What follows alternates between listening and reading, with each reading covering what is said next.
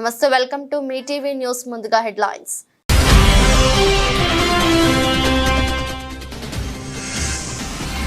రెండు 2024-25 బడ్జెట్ కు ఆమోదం తెలిపిన తెలంగాణ మంత్రివర్గం. సీఎం రేవంత్ రెడ్డి అధ్యక్షతన సమావేశమైన మంత్రివర్గం.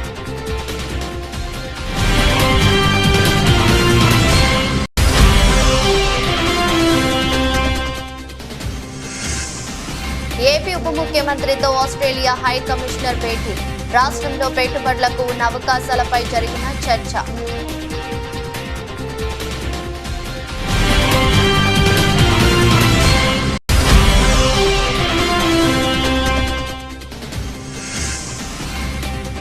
ప్రతిపక్ష నేతగా తొలిసారి అసెంబ్లీకి కేసీఆర్. బడ్జెట్ ప్రసంగం సమయంలో సభలో ఉండాలని నిర్ణయించుకున్న కేసీఆర్.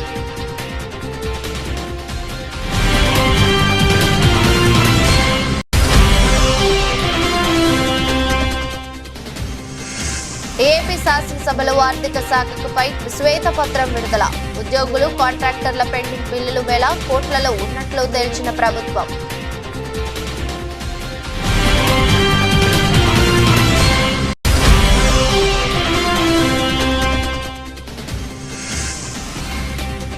భారీ నష్టాల్లో స్టాక్ మార్కెట్లు. సెన్సెక్స్ 538 పాయింట్ల పతనం.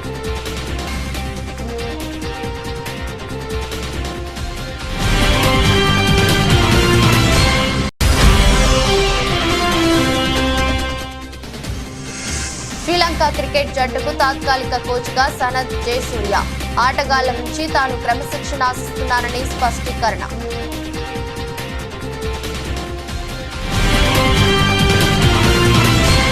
రాష్ట్ర బడ్జెట్ కు తెలంగాణ మంత్రివర్గం గురువారం ఆమోదం తెలిపింది. బడ్జెట్ పద్దును గవర్నర్ కు ఉప ముఖ్యమంత్రి మల్లు భట్టి విక్రమార్క అందించనున్నారు.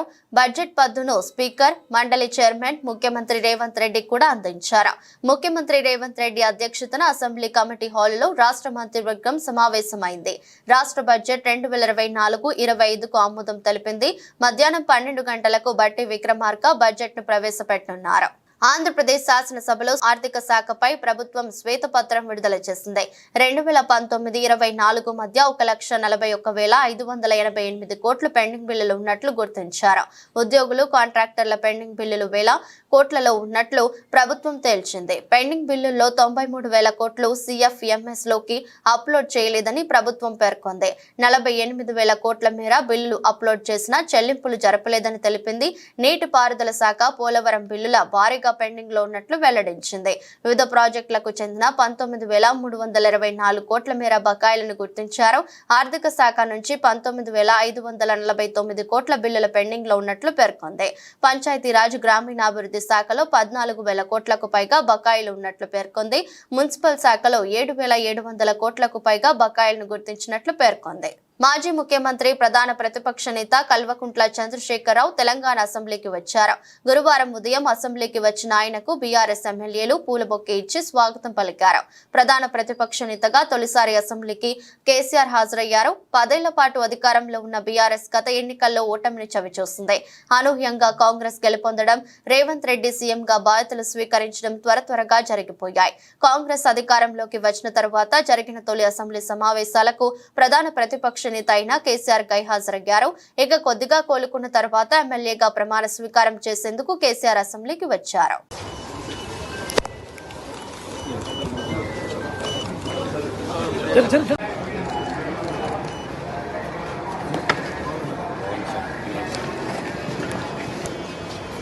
ఆంధ్రప్రదేశ్ రాష్ట్ర ఉప ముఖ్యమంత్రి పవన్ కళ్యాణ్ తో Australia high commissioner Philip Green మంగళవారంలోని ఉప ముఖ్యమంత్రి నివాసంలో మర్యాదపూర్వకంగా భేటీ అయ్యారు. ఈ సందర్భంగా ఫిలిప్ గ్రీన్ ని సత్కరించి కూరగాయలతో కూడిన బొకే అందజేశారు. ఈ సందర్భంగా ఆంధ్రప్రదేశ్ రాష్ట్రంలో పెట్టుబడులకు ఉన్న అవకాశాలపై చర్చించారు. రాష్ట్రం నుంచి ఉన్నత విద్యకు ఆస్ట్రేలియా వెళ్లే విద్యార్థుల సంఖ్య పెరుగుతోందని, ఆ దేశంలో ఉన్న విద్యావకాశాలు, విద్యా సంస్థల వివరాలను తెలియజేసేందుకు తగిన గైడెన్స్ అందించాలని ఈ చర్చల్లో శ్రీ పవన్ కళ్యాణ్ ప్రస్తావించారు. అందుకు ఆస్ట్రేలియా హై కమిషనర్ సానుకూలంగా స్పందించారు. కాంగ్రెస్ ప్రభుత్వం ప్రవేశపెట్టిన బడ్జెట్ పై ప్రతిపక్ష నేత కేసీఆర్ ఫైర్ అయ్యారు. ఏ ఒక్క పాలసీ సరిగా లేదన్నారు.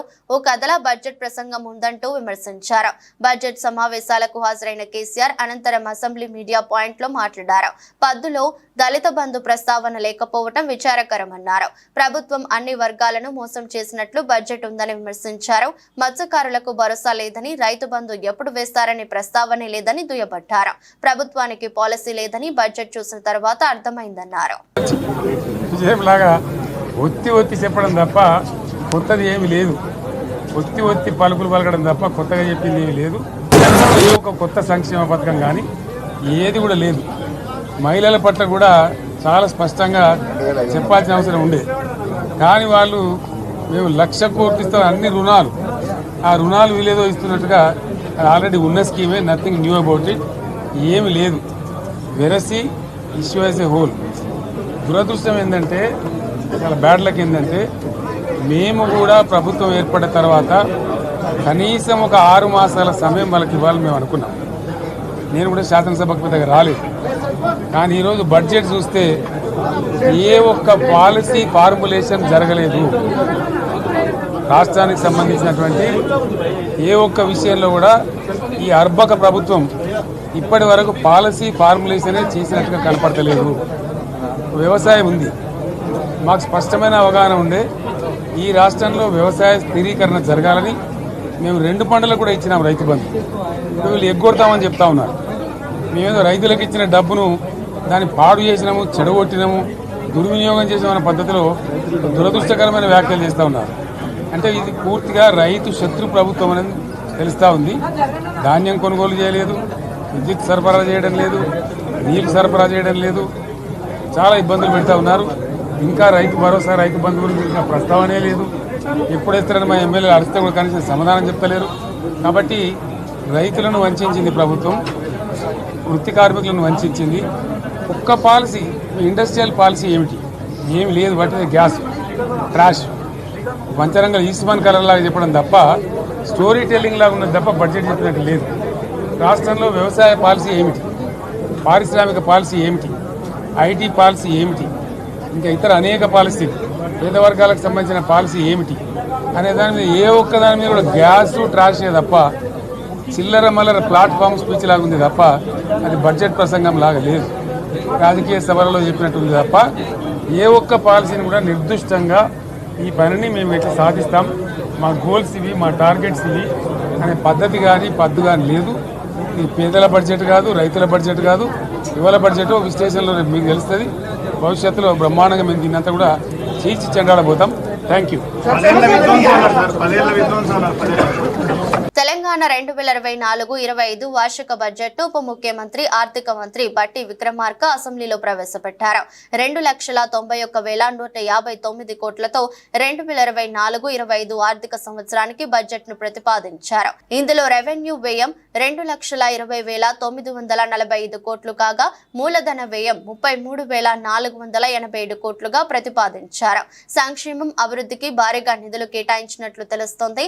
మెట్రో వాటర్ వర్క్స్ కు 3,385 కోట్లు, నూతనంగా ఏర్పాటు చేసిన హైడ్రాకు 200 కోట్లు, జిహెచ్ఎంసీలో మౌలిక వస్తుల కల్పనకు 3,065 కోట్లు, హెచ్ఎండిఏలో మౌలిక వస్తుల కల్పనకు 500 కోట్లు, వ్యవసాయానికి 72,659 కోట్లు, ఉద్యానవనం 737 కోట్లు, పశుసంవర్ధక శాఖకు 1,980 కోట్లు కేటాయించారు.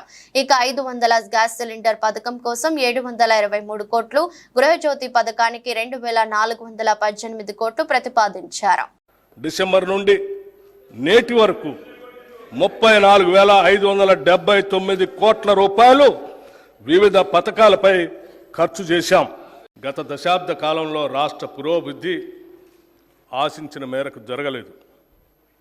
తెలంగాణ రాష్ట్రాన్ని బంగారు తెలంగాణగా మారుస్తామని ఒట్టి ఉత్తర కుమార ప్రగల్భాలు పలికిన గత ప్రభుత్వ పాలకులు అన్ని రంగాల్లో పూర్తిగా వైఫల్యం చెందారు. పురోభివృద్ధి అటుంచి రాష్ట్ర ప్రజల సంక్షేమం సన్నగిల్లింది, అభివృద్ధి అడుగంటింది. ఇందిరా మహిళా శక్తి పథకంలో భాగంగా రుణ బీమా పథకాన్ని ఈ సంవత్సరం మార్చి నెలలో ప్రభుత్వం ప్రవేశపెట్టింది. ఈ పథకం ద్వారా సభ్యురాలు మరణించినప్పుడు పొరపాటున ఆమె పేరున ఉన్న రుణాన్ని గరిష్టంగా 2 లక్షల రూపాయల వరకు మాఫీ చేయటం జరుగుతుంది. తెలంగాణలో వరి సాగు చాలా విస్తృతంగా జరుగుతుంది. పండిన పంటకు సరైన ధర రాక, పెట్టుబడి కూడా దక్కక రైతులు తీవ్రంగా నష్టపోతున్నారు. రాష్ట్రంలో సన్న రకం వరి ధాన్యాల సాగును ప్రోత్సహించడానికి ప్రభుత్వం 33 రకాల వరి ధాన్యాలను గుర్తించి వాటిని పండించిన రైతుకు క్వింటాలకు 500 రూపాయల బోనస్ చెల్లించాలని నిర్ణయించాం. దీనివల్ల సన్న రకాల వరిని పండించే సాగు భూమి విస్తరణ పెరిగి రైతులకు ఆర్థిక ప్రయోజనం చేకూరుతుంది. తెలంగాణలో బడే భాయ్ బీజేపీకి చోటే భాయ్ కాంగ్రెస్ కి 8 ఎంపీ స్థానాలు గెలిచిన కేంద్ర ప్రభుత్వ బడ్జెట్ లో తెలంగాణకు నిధులు కేటాయించకపోవడం బాధాకరమని మాజీ ఎఫ్డీసీ చైర్మన్ వంటేరు ప్రతాప్ రెడ్డి పేర్కొన్నారు. కేంద్ర ప్రభుత్వ బడ్జెట్ లో తెలంగాణకు నిధులు కేటాయించకపోవడాన్ని నిరసిస్తూ సిద్దిపేట గజ్వేల్లో మాజీ ఎఫ్డీసీ చైర్మన్ వంటేరు ప్రతాప్ రెడ్డి, మాజీ ఏఎంసీ చైర్మన్ మా Srinivas, municipal chairman Rajamouli Gupta media సమావేశం నిర్వహించారు. ఈ సందర్భంగా ప్రతాప్ రెడ్డి మాట్లాడుతూ 50,000 కోట్ల రూపాయలను పోలవరానికి కేటాయిస్తే తెలంగాణకు జలాశయాలకు నిధులు విడుదల చేయకపోవడంపై ఎంపీలు నోరు మెదపకపోవడంపై బాధాకరమని అన్నారు. చోటేబాయి రేవంత్ రెడ్డి గారికి 8 సీట్లు కాంగ్రెస్. పార్లమెంట్లో బిల్లు ప్రవేశపెడతా ఉంటే, పార్లమెంట్లో బడ్జెట్ ప్రవేశపెడతా ఉంటే 8 మంది ఉన్న కాంగ్రెస్ ఎంపీలు మాట్లాడరు, 8 మంది ఉన్నటువంటి బీజేపీ ఎంపీలు మాట్లాడరు. వాళ్ళ పార్టీలకు దాసోహం అయిపోయినటువంటి విషయాన్ని తెలంగాణ ప్రజలు గమనించాలని చెప్పి మేము విజ్ఞప్తి చేస్తున్నాం.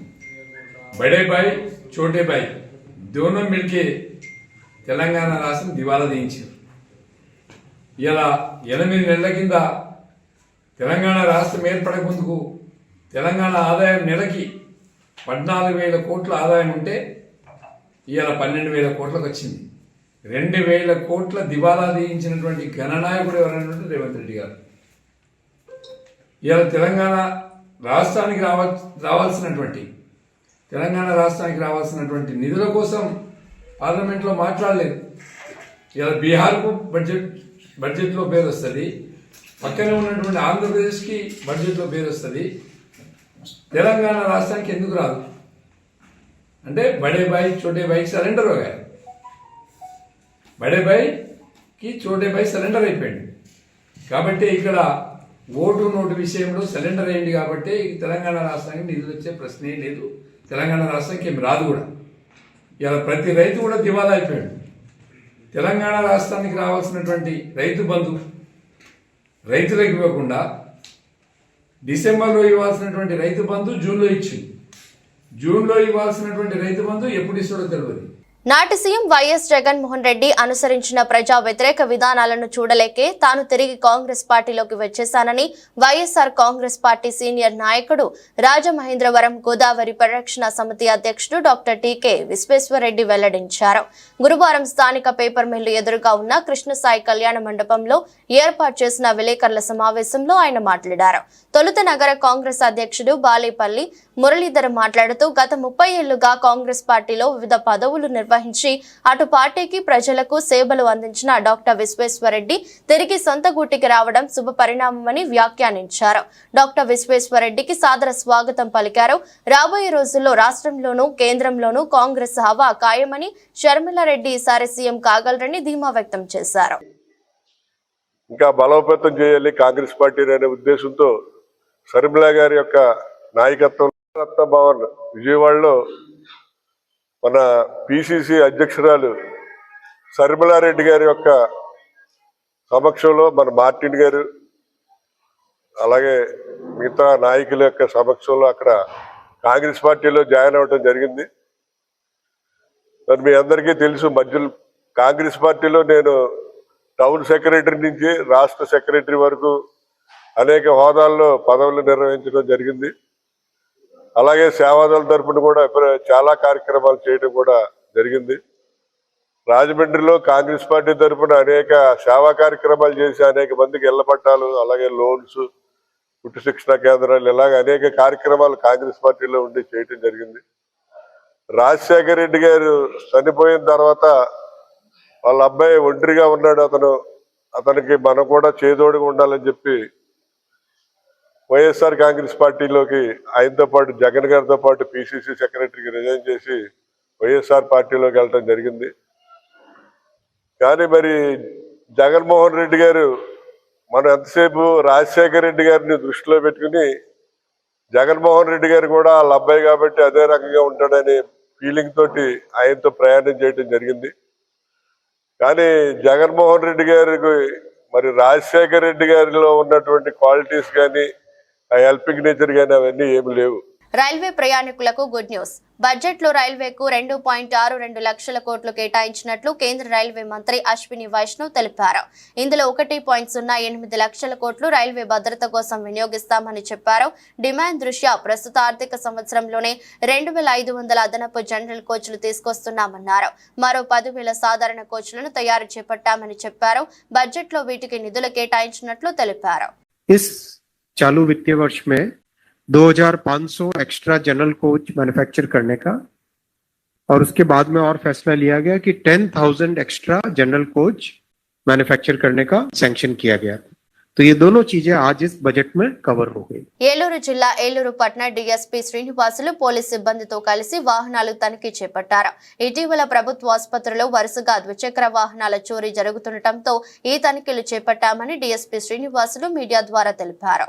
మనకు గత కొద్ది రోజులుగా మనకు ఏలూరు ప్రభుత్వ హాస్పిటల్లోనూ కొద్దిగా దొంగతనాలు జరుగుతున్నాయి అనే కొన్ని వార్తలు రావడం జరిగింది. దాని మేరకు మా ఎస్పీ గారు స్పందించేసి విజిట్ చేసేసి దీనిలోనే కొద్దిగా విజిట్ చేసి ఏ ప్రాబ్లమ్స్ ఉన్నాయని చెప్పి ఒకసారి కనుక్కోమని చెప్పడం జరిగింది. దాని మేరకు ఈరోజు ఈ హాస్పిటల్ను సందర్శించడం జరిగింది. ఆర్ఎం గారితో పాటు మా 2 టౌన్ శ్రీ ప్రభాకర్, మా ఎస్ఐస్తో పాటు. ఇక్కడ మామూలు సెక్యూరిటీ గార్డ్స్ కూడా ఉన్నారు. దగ్గర 59 మంది వరకు ఇక్కడ సెక్యూరిటీ గార్డ్స్ కూడా ఉన్నారు.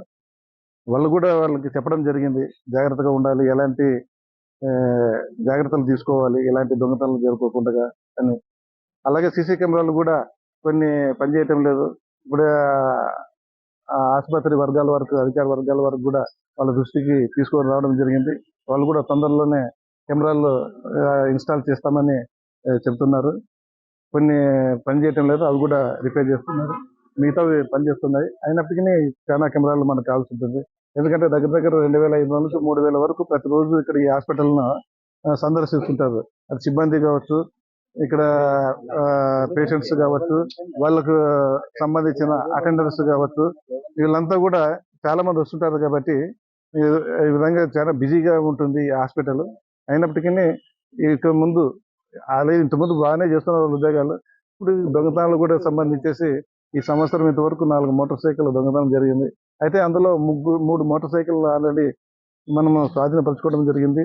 వాళ్ళని అరెస్ట్ చేసి జైలు కూడా పంపించడం జరిగింది. ఇంకొక మోటార్ సైకిల్ కూడా దాన్ని మనం పే చేయాల్సి ఉంది, అది కూడా చేస్తాము. రాజకీయ దురంధరుడు స్నేహశీలర్ కాంగ్రెస్ పార్టీ సీనియర్ నాయకుడు ఉడతల రాజేశ్వరరావు ఆశలను కొనసాగించడమే తన లక్ష్యమని, వారసత్వంగా వచ్చిన ప్రజల ప్రేమాభిమానాలు పొంది వారికి సేవ చేస్తానని హుజూరాబాద్ కాంగ్రెస్ పార్టీ నియోజకవర్గ ఇన్ఛార్జి ప్రణవ్ అన్నారు. మాజీ రాజ్యసభ సభ్యుడు కాంగ్రెస్ పార్టీ సీనియర్ నాయకుడు ఉడతల రాజేశ్వరరావు 13వ వర్ధంతి వేడుకలు హుజూరాబాద్ పట్టణంలో ఉడతల ప్రణవ్ గారి ఆధ్వర్యంలో ఘనంగా నిర్వహించారు. ఈ కార్యక్రమానికి కరీంనగర్ ఎంపీ అభ్యర్థి వెలిచాల రాజేందర్రావు, మానకొండూరు మాజీ శాసనసభ్యుడు అరపల్లి మోహన్ తో పాటు హుజూరాబాద్ నియోజకవర్గంలోని అన్ని మండలాల కాంగ్రెస్ పార్టీ నాయకులు, మహిళలు, కార్యకర్తలు అధిక సంఖ్యలో పాల్గొన్నారు.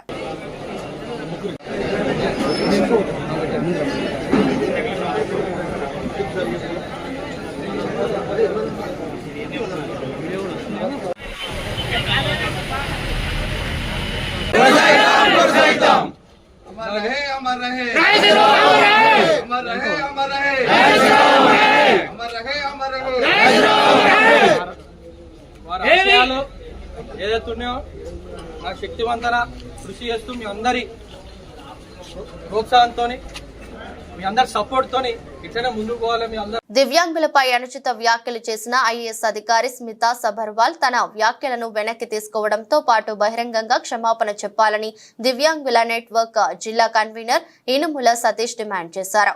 మంతనిలోని ప్రెస్ క్లబ్ లో గురువారం ఏర్పాటు చేసిన విలేకరుల సమావేశంలో మాట్లాడుతూ లక్షలాది మంది దివ్యాంగుల్లో ఆత్మవిశ్వాసాన్ని పెంపొందించాల్సిన ఐఏఎస్ అధికారి స్మితా సబర్వాల్ వారు మనోధైర్యాన్ని కోల్పోయే విధంగా సోషల్ మీడియా వేదికగా ఆయన ట్విట్టర్ ద్వారా మాట్లాడటం బాధాకరమన్నారు.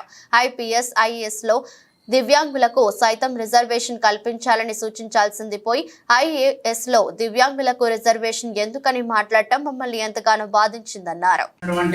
లక్షలాది మంది దివ్యాంగుల్లో ఆత్మవిశ్వాసాన్ని పెంపొందించాల్సినటువంటి అధికారులు ఏదైతే వారిలో ఒక మనోధైర్యాన్ని కోల్పోయే విధంగా వ్యాఖ్యలు చిత్తూరు ద్వారా చేసినటువంటి స్మితా సబర్వాల్ చేసిన వ్యాఖ్యలు కూడా మంచి రోజుగా దివ్యాంగుల పక్షాన మేము తీవ్రంగా ఖండిస్తూ ఉన్నాం. ఒక ఐఏఎస్ అధికారినే ఉండి గత ప్రభుత్వంలో కీలకంగా వ్యవహరించిన అహంతో మాట్లాడిందా లేదా తనకే పూర్తి స్థాయి అధికారులైన మాట్లాడిందా తెలియదు. కానీ భారత రాజ్యాంగం, పార్లమెంటు, శాసనసభలు, లోకసభలు మా యొక్క దివ్యాంగుల సంక్షేమం కోసం ఉన్నటువంటి హక్కులను కాలరాసే విధంగా మాట్లాడిన వ్యాఖ్యలను మేము తీవ్రంగా ఖండిస్తూ ఉన్నాం. ఎవరైతే వికలాంగులకు సంబంధించిన దివ్యాంగులకు సంబంధించినటువంటి ఐఏఎఫ్ఎస్లు కానీ ఐపీఎస్లలో ఎందుకు లేవని ప్రశ్నించాల్సిన ఒక ఐఏఎస్ అధికారి ఐఏఎస్లలో ఉండము అని చెప్పేసి మాట్లాడడాన్ని మేము తీవ్రంగా ఖండిస్తూ ఎంతోమంది లక్షలాదిగా మందిగా ఉన్నటువంటి మా వికలాంగుల్లో ఒక నైరాశ్యం నింపింది ఆమె వ్యాఖ్యలు. కాబట్టి దీనిపై మేము తీవ్రంగా ఖండిస్తూ ఉన్నాం. వెంటనే మా తెలంగాణ సంబంధించినటువంటి వికలాంగుల సమాజానికి కూడా ఆమె బహిరంగంగా క్షమాపణ చెప్పాలని చెప్పేసి గత వారం రోజులుగా మామూలు చేస్తున్నా కూడా ఇప్పటి వరకు ఆమెలో స్పందన లేదు, ప్రభుత్వంలో కూడా స్పందన అని చెప్పేసి మీ సందర్భంగా తెలియజేస్తా ఉన్నాం. ఏదైతే ఆమె మీద వెంటనే వికలాంగుల చట్టం సెక్షన్ 92 ప్రకారం కేసు నమోదు చేయడమే కాకుండా ఏదైతే భారత శిక్షా స్మృతి దాని ప్రకారంగా మన కొత్తగా వచ్చిన చట్టాల ప్రకారం కూడా ఆమె మీద కేసు నమోదు చేయాలి. అదేవిధంగా ఆ యొక్క ఏదైతే ప్రవర్తన నియమావళి, ఉద్యోగుల ప్రవర్తన నియమావళి కింద ఆమె మీద శాఖాపరమైన చర్యలు కూడా తీసుకోవాలని చెప్పేసి కూడా ఈ సందర్భంగా ప్రభుత్వాన్ని డిమాండ్ చేస్తూ ఎవరైనా దివ్యాంగులను కించపరిచినా ఏది చేసినా మా తెలంగాణ ఉన్న అదేవిధంగా మా మత్తిని కానీ పెద్దపల్లి జిల్లాలో ఉన్నటువంటి దివ్యాంగుల సమాజం ఎవరు కూడా ఊరుకోరని, కాబట్టి దివ్యాంగుల మీద కామెంట్ చేసేటప్పుడు చాలా ఆచితూచి వ్యవహరించాలని చెప్పేసి కూడా ఈ సందర్భంగా సూచిస్తూ స్మితా సబర్వాల్ గారు వెంటనే బహిరంగంగా మరొకసారి దివ్యాంగుల సమాజం మీద చేసినటువంటి వ్యాఖ్యలు ఉపసంహరిస్తూ ఆమె క్షమాపణ చెప్పని చెప్పి కూడా ఈ సందర్భంగా డిమాండ్ చేస్తా ఉన్నాం. పార్లమెంట్ లో ప్రవేశపెట్టబడిన బడ్జెట్ వ్యవసాయ రంగానికి తీవ్ర అన్యాయం చేశారని వ్యవసాయ కార్మిక సంఘం ఖమ్మం జిల్లా కార్యదర్శి పొన్నం వెంకటేశ్వరరావు విమర్శించారు. ప్రపంచంలో అత్యధిక వ్యవసాయ సాగు విస్తీర్ణంలో మొదటిది మన దేశమని అన్నారు. దేశస్థుల జాతీయ ఉత్పత్తిలో 15% వ్యవసాయ రంగానిదే అయినప్పటికీ ఆ రంగాన్ని కేంద్ర ప్రభుత్వం గతంలో లాగా పట్టించుకోలేదని 48 లక్షల కోట్ల బడ్జెట్ లో 1.52 లక్షల కోట్లు కేటాయించి చేతులు దులిపేసుకుందని విమర్శించారు. రైతు పండించిన పంటలకు మద్దతు ధరల ప్రస్తావన లేదని అన్నారు. స్వామినాథన్ సిఫార్సులు అమలు చేస్తూ అన్ని పంటలకు కనీస మద్దతు ధరలు నిర్వహించి చట్టబద్ధత కల్పించాలని కోరుతున్నారు. వర్గాలకు లాభం చేకూర్చేటటువంటి బడ్జెట్గా ఉండేది ఇప్పుడు కేవలం కార్పొరేట్ వర్గాలకు మాత్రమే కాదు, ఏదైతే బీజేపీ పాలిత రాష్ట్రాలు ఉన్నాయో ఆ రాష్ట్రాలకు ఎక్కువ నిధులు కేటాయించారు. చివరకు బీజేపీ పాలిత రాష్ట్రాల కన్నా బీజేపీకి సపోర్ట్ చేసే పాలిత రాష్ట్రాలకు నిధులు కేటాయించినట్టుగా కనపడతా ఉంది. అశ్రద్ధ పక్షపాతంతో కూడుకున్న బడ్జెట్ పేదవాళ్ళకి, వ్యవసాయ కార్మికులకు, రైతులకు వ్యతిరేకమైనటువంటి బడ్జెట్. ఆహార భద్రతకి భంగం వాటిల్లుతోంది, ఉపాధి హామీకి నష్టం వాటిల్లుతోంది, రైతాంగానికి సబ్సిడీలు కట్ అవుతున్నాయి. అందుకోసం ఈ బడ్జెట్ని వ్యతిరేకిస్తూ ఈ నిరసన కార్యక్రమం. నిన్న నిర్మలా సీతారామన్ గారు పెట్టిన బడ్జెట్ ప్రజా వ్యతిరేకమైంది, రైతు వ్యతిరేకమైంది, వ్యవసాయ కార్మికులకు వ్యతిరేకంగా ఉంది. ఈరోజు కేంద్రంలో 45 లక్షల కోట్ల రూపాయల బడ్జెట్లో ఆహార భద్రత తగ్గించడం అంటే సుమారు 80 కోట్ల మంది ప్రజలకి ఆహార భద్రత కల్పిస్తున్న ఈ యొక్క ప్రభుత్వం ఈరోజు ఆహార భద్రతకి డబ్బు కేటాయించకుండా సబ్సిడీలు తగ్గించడం వల్ల రేపు రేషన్ షాపులు దివాలా తీసి అనేక మంది ఇప్పటికే రక్తహీనతతో బాధపడుతున్న మహిళలు కానీ, రక్తహీనతతో బాధపడుతున్న అనేక మంది కూలీలు చనిపోయే ప్రమాదం ఉంది. అందుకని వారి ఆరోగ్యాలు బాగుండాలన్నా, వారి జీవనం బాగుండాలన్నా ఏదైతే తగ్గించిన బడ్జెట్ ఉందో దాన్ని వెంటనే పెంచాలని చెప్పేసి ఆహార భద్రతకు బడ్జెట్ పెంచాలి, ఉపాధికి బడ్జెట్ పెంచాలి, వ్యవసాయ రంగానికి బడ్జెట్ కేటాయింపులు పెంచాలని చెప్పేసి వ్యవసాయ కార్మిక సంఘం మేము డిమాండ్ చేస్తూ ఈ బడ్జెట్ను తీవ్రంగా వ్యతిరేకిస్తూ ఉన్నాం. వెంటనే సవరించి అన్యాయం. దేశీయ స్టాక్ మార్కెట్లు గురువారం భారీ నష్టాల్లో ప్రారంభమయ్యాయి. బడ్జెట్ 2024 తర్వాత నిఫ్టీ నెలవారీ గడువు నేడు ముగుస్తుంది. దీంతో ఈ రోజు ట్రేడింగ్ భారీ పతనంతో ప్రారంభమైంది. ఈ క్రమంలో ఉదయం 9.35 గంటల నాటికి సెన్సెక్స్ 552 పాయింట్లు కోల్పోయి 79,600 స్థాయిలో ఉండగా నిఫ్టీ 154 పాయింట్లు నష్టపోయి 24,263 పరిధిలో ఉంది. మరోవైపు బ్యాంక్ నిఫ్టీ 538 పాయింట్లు తగ్గి 50,786 స్థాయికి చేరుకోగా నిఫ్టీ మిడ్ క్యాప్ 100 సూచి 290 పాయింట్లు పతనమై 56,578 పరిధిలో కొనసాగుతోంది. గ్లోబల్ మార్కెట్ నుంచి వెలువడుతున్న ప్రతికూల సంకేతాల మధ్య భారత స్టాక్ మార్కెట్ కూడా నేడు ప్రతికూల ధోరణిలో కొనసాగుతోంది.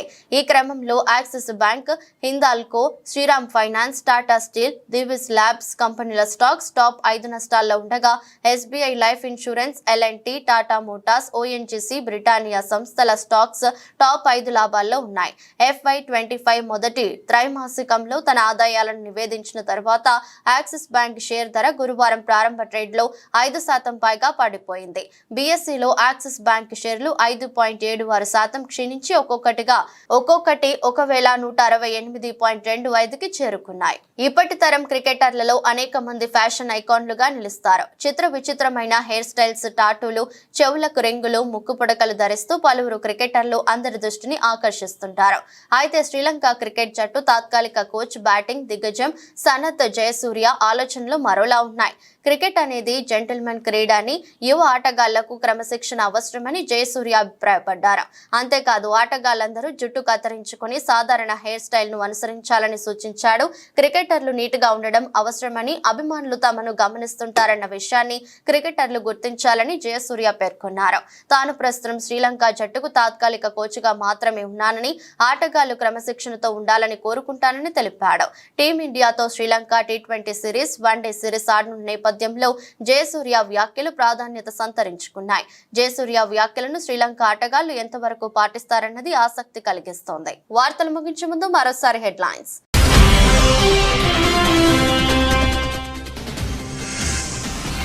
2024-25 బడ్జెట్ కు ఆమోదం తెలిపిన తెలంగాణ మంత్రివర్గం. సీఎం రేవంత్ రెడ్డి అధ్యక్షతన సమావేశమైన మంత్రివర్గం.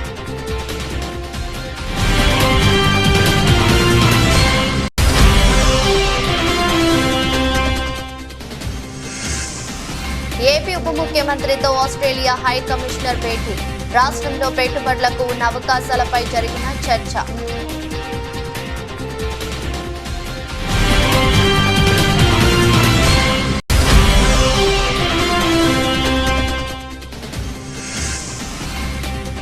ప్రతిపక్ష నేతగా తొలిసారి అసెంబ్లీకి కేసీఆర్. బడ్జెట్ ప్రసంగం సమయంలో సభలో ఉండాలని నిర్ణయించుకున్న కేసీఆర్.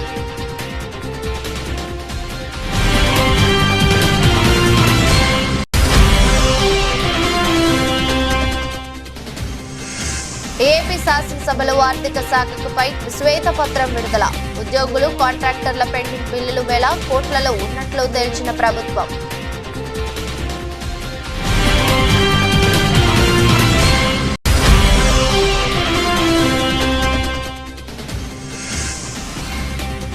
భారీ నష్టాల్లో స్టాక్ మార్కెట్లు. సెన్సెక్స్ 538 పాయింట్ల పతనం.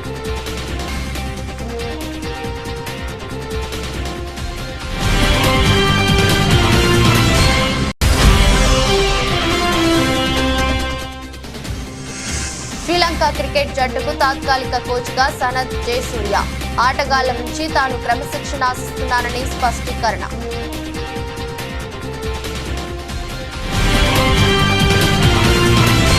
ఇది రోజు బులెటిన్. మరో బులెటిన్లో మళ్ళీ కలుద్దాం. అంతవరకు సెలవు. నమస్కారం.